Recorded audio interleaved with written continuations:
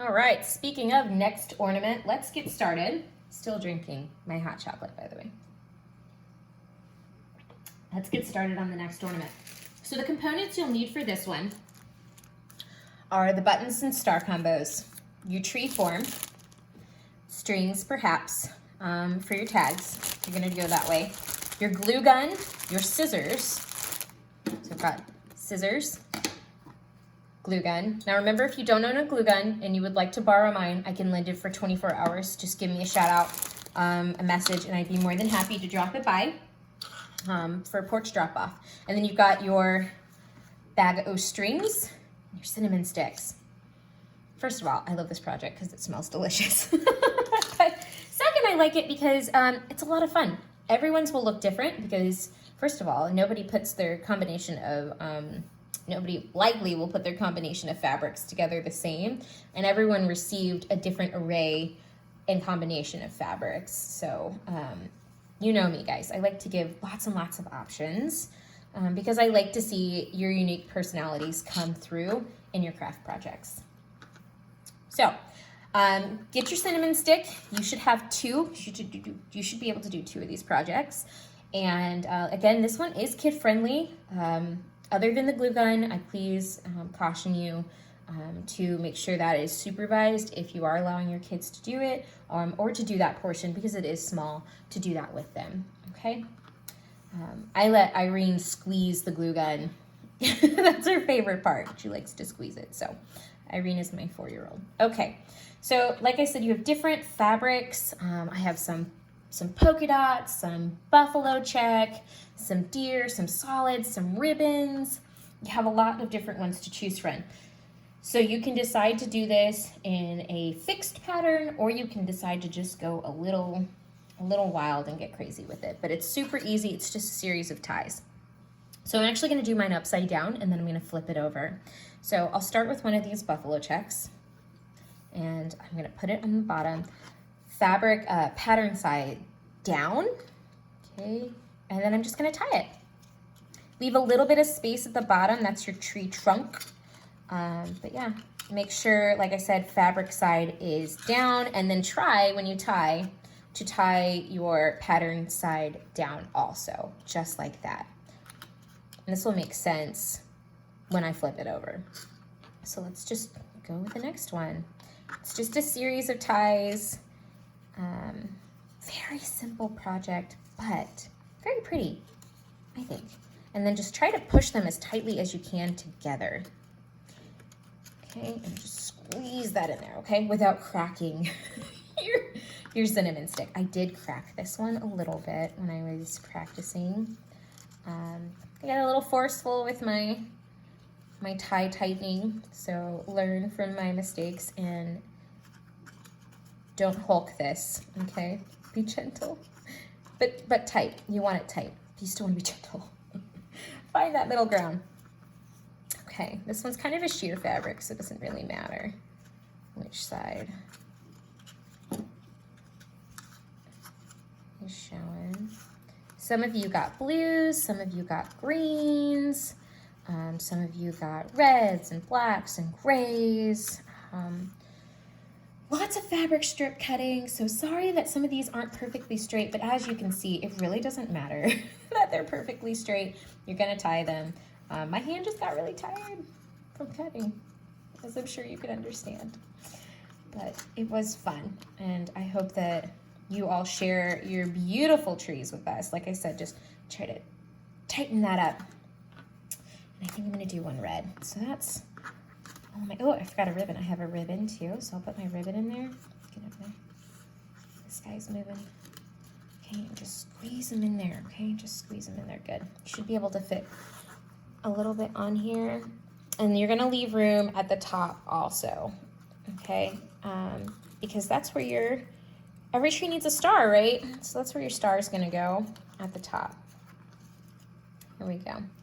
And if some of you have like stiffer ribbon or stiffer fabric, it might help to just take your glue gun and glue it in place in the back of the knot.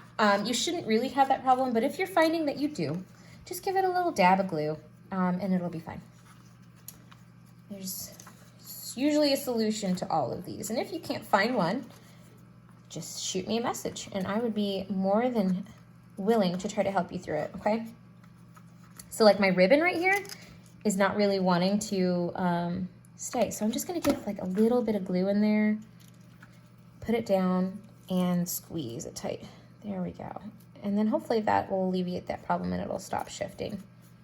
So sorry, I'm out of frame there. I'm still tying. Okay, and so I'm starting over with my fabric pattern. I just wanna make sure I have a nice girthy tree. You should have plenty of fabric scraps to do both trees. I tried to include as many as I could. And then we'll do this one. And I think this will be my last one. Okay, yep, and there we go. Ooh, there we go. Fabulous. Okay, so there we go. There's all that fabric. Look at all that. So much. Oh no, he's covering my gray. There we go. Let's lift him up a little bit. Some of these are kind of fat. Some are thin. I try to give you variation so that your fabric texture would be varied too, like the widths and stuff. Some of it was on purpose. Some of it was just because I stopped measuring. Let's just be honest, okay? I stopped measuring. All right, so here's where your tree form is gonna come in handy, okay? So lay it on your tree form, and this is what you're gonna trim. So you can just go along here, or you can freeform it. I mean, you don't have to use the tree form. I just really wanted to make it simple for you, to not have to guess where to cut your tree. So you've got this form here, and you just cut it along there.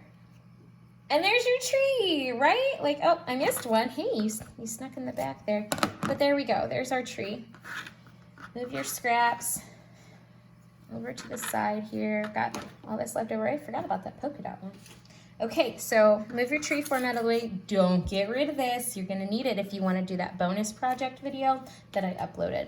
So next we have buttons and we have stars. And you can choose what you prefer for the top of your tree. I wanted to give you some options. Let's see, there's the button. And then here's a star. Oh, I love the star. I'm gonna do the star for mine. Okay, and we'll wrap. And let's put a star at the top. How cute is that? Cute, cute, cute. Very nice.